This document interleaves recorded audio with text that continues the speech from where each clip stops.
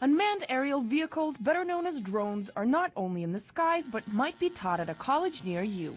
At least 3 U.S. schools offer bachelor degrees in engineering and flying UAVs. Dozens more offer Drone 101 courses and classes. The University of North Dakota kicked off its 4-year program in 2009 with just 5 students. That number is now at 120. They've elected to major in unmanned aircraft systems, and I believe the reason is that they see this as an opportunity for growth. It's an emerging technology.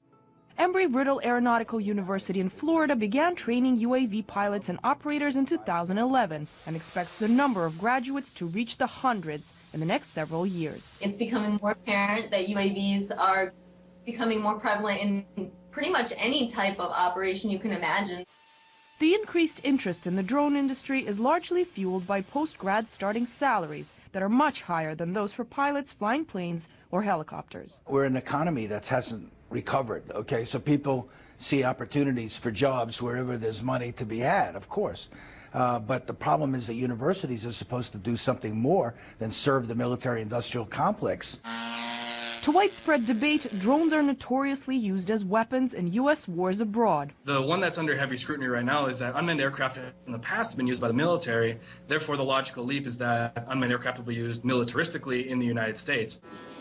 The Federal Aviation Administration says that 10,000 commercial drones could be used over U.S. skies within 5 years for surveillance and other purposes, while controversy surrounding them is at a peak. How dare they even talk about drones on a domestic aspect? There are many, many cities in the country that have already got rights to use these drones, and they will be using them. So without laws that protect our privacy, we don't know how they're going to be used. Most people teaching and studying UAV-oriented programs insist their use is much more varied than for military purposes abroad and surveillance at home. I think there's a lot of applications for them where that wouldn't even be an issue at all.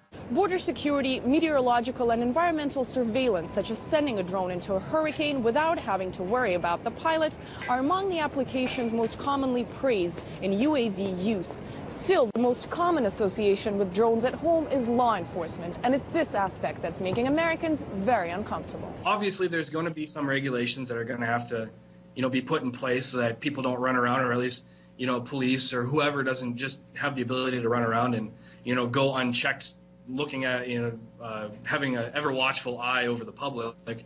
But I don't think that it'll be a deterrent. More so, it'll be a challenge to make sure that, people are happy with the implementation of unmanned aircraft into the national airspace system. Officials are yet to convince Americans that there are more pros than cons to drones flying over U.S. soil. It's time to say, wait a minute, hold up.